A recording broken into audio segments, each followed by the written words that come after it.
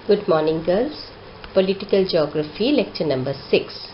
इसके अंतर्गत हम इलेक्टोरल ज्योग्राफी पढ़ेंगे।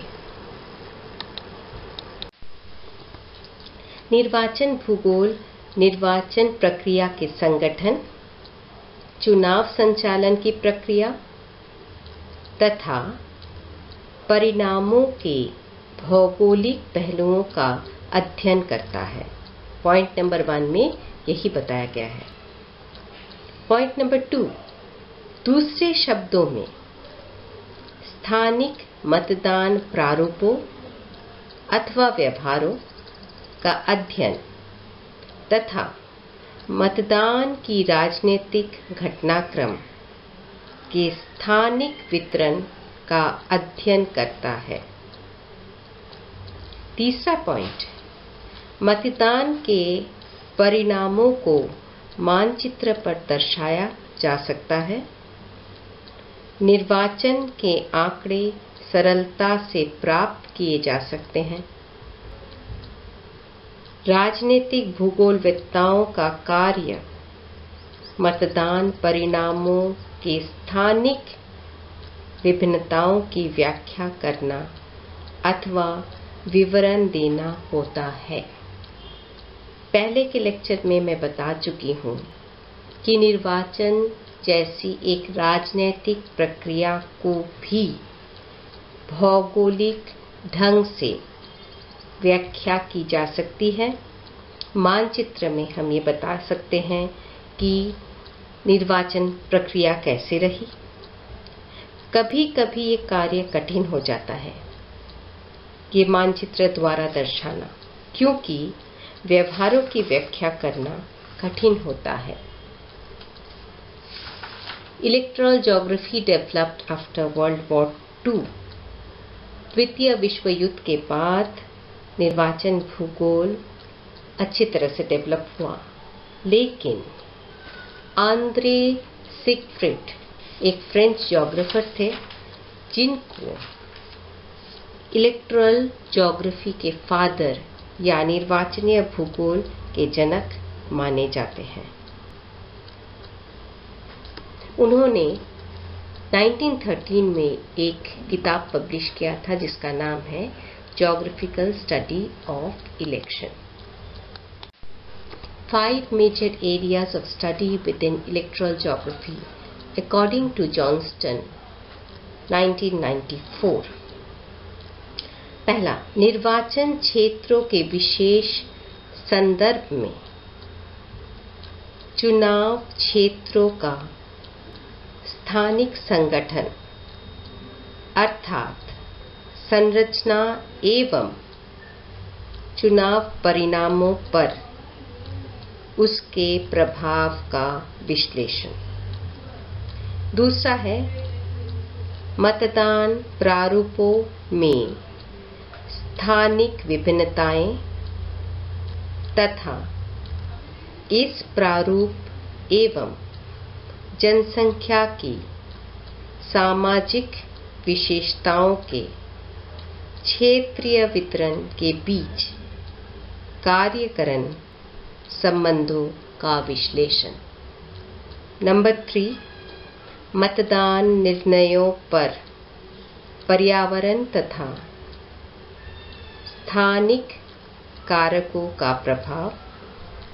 नंबर 4, संसद अथवा इसी प्रकार के निकायों में दलगत प्रतिनिधित्व के क्षेत्रीय प्रारूप तथा दलों को प्राप्त मतों तथा स्थानों के पारस्परिक संबंधों का निरूपण एवं विश्लेषण। 5वां, सत्ता एवं नीतियों के कार्यान्वयन में स्थानिक विभिन्नताओं का विश्लेषण। अर्थात राजनीतिक भूगोल चुनाव क्षेत्रों की संरचना एवं संगठन के साथ साथ चुनाव परिणामों का स्थानिक विश्लेषण करता है। समाज एक समाज एवं चुनावी परिणामों के बीच कारण संबंध कॉज एंड रिलेशनशिप का विश्लेषण करता है। यह बताता है कि मतदान के निर्णय किन किन कारकों से प्रभावित है। चुनावी चित्र के साथ साथ ये प्रतिनिधित्व का चित्र भी प्रदान करता है, जिसे पॉलिसी या नीति के कार्यान्वयन किया जा सकता है या पॉलिसी मेकिंग डिसीजंस में हेल्प होता है। ज्योग्राफी ऑफ वोटर पार्टिसिपेशन, मतदाता के सहभागिता का भूगोल। There are many factors which account for differences in voter participation, यानी स्थान दर स्थान मतदाता की सहभागिता में अंतर के लिए अनेक कारक उत्तरदायी रहते हैं। पहला, difference in male female participation, पुरुष तथा महिला मतदाता की भागीदारी में भी अंतर मिलता है। पुरुष अधिक निर्वाचन प्रक्रिया में शामिल होते हैं। दूसरा पॉइंट, जिन राज्यों में समांगी या समजातीय जनसंख्या रहती है, होमोजेनियस पॉपुलेशन, वहां पर विषमांगी जनसंख्या वाले राज्यों की तुलना में मतदाताओं की सहभागिता अपेक्षाकृत अधिक होती है। एक ही जाति, एक ही धर्म के लोग एक साथ जाके वोट करते हैं। नंबर 3, मतदाताओं के मध्य शिक्षा की कमी भी सहभागिता के मार्ग में बाधा उत्पन्न करती है। पढ़े लिखे नहीं होंगे तो वो वोटिंग के लिए नहीं जाते हैं। नंबर 4, कुछ परिधीय राज्यों में, पेरिफेरल स्टेट्स ऐसे होते हैं, लोगों के बीच राजनीतिक परिपक्वता का मतलब है मैच्योरिटी तथा जागरूकता, कॉन्शियसनेस की कमी के परिणाम स्वरूप वे अधिकारों के राजनीतिक महत्व को समझने में असफल रहते हैं, जिसके कारण कुल मतदान प्रतिशत काफी कम रहता है। नंबर 5, मतदान केंद्र की दूरी के वजह से भी सहभागिता कम होती है। जब डिस्टेंस ज़्यादा रहता है, यानी पोलिंग बूथ बहुत दूर है, तब भी लोग नहीं जाते हैं वोट करने के लिए।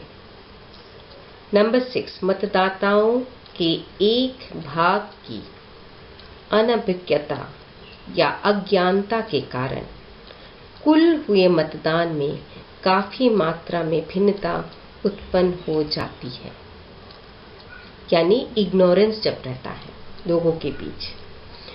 Thus, there is a geography of voters participation. इस प्रकार से यह मतदाता सहभागिता का भूगोल बन जाता है। ज्योग्राफी ऑफ रिप्रेजेंटेशन, प्रतिनिधित्व का भूगोल संयुक्त राज्य अमेरिका तथा भारत जैसे देशों में, जहां मतदान की बहुमत प्रणाली का उपयोग किया जाता है, अन्वेषण के लिए विशेष रूप से लाभकारी है। प्रतिनिधित्व का भूगोल जिलाकरण, सेकंड पॉइंट पे देखिए, डिस्ट्रिक्टिंग, इसको कहते हैं जिलाकरण, समस्याओं के साथ संबद्ध रहता है। इसका अर्थ है कि निर्वाचन क्षेत्र की सीमाओं को विभिन्न प्रारूप विधायिका के सीटों के परिप्रेक्ष्य में, यहाँ तक कि अगर मतदान का अंतर्निहित प्रारूप एक समान हो तो भी अलग चुनाव परिणामों को प्रस्तुत करेगा। दूसरे शब्दों में, निर्वाचन क्षेत्र के परिसीमन का आधार चुनाव प्रक्रिया तथा उसके परिणाम में महत्वपूर्ण भूमिका निभाती है। हम जानते हैं कि विधानसभा और लोकसभा दोनों निर्वाचन में हम लोग के कॉन्स्टिट्यूएंसीज अलग होते हैं और कॉन्स्टिट्यूएंसी अलग करने का कारण ये होता है, ध्यान में ये रखा जाता है कि जीतने का असर क्या होगा। निर्वाचन क्षेत्रों की संख्या निर्धारित करने तथा उसके परिसीमन की अनेक विधियां हैं तथा इसी के अनुरूप अनेक भिन्न परिणाम मिलते हैं। यदि परिसीमन न्याय संगत तथा मान्य सिद्धांतों के अनुसार नहीं होगा तो मतदान परिणाम दोषपूर्ण हो सकता है। चुनाव क्षेत्रों के परिसीमन में दो प्रकार के निर्वाचन दुरुपयोग मिलते हैं, जिसको कहते हैं पुनरावर्तन का दोष, रीअपॉर्टियनमेंट, और सीमांकन दोष, जिसे कहते हैं जेरीमैंडरिंग। लास्ट स्लाइड में जेरीमैंडरिंग यानी सीमांकन दोष यूएसए के मैसाचुसेट्स राज्य के गवर्नर एल्ब्रिज जेरी के साथ जुड़ा हुआ है। इन्होंने 1812 में अपनी पार्टी के पक्ष के लिए निर्वाचन क्षेत्र की सीमाओं के विशेष रूप से परिवर्तित किया।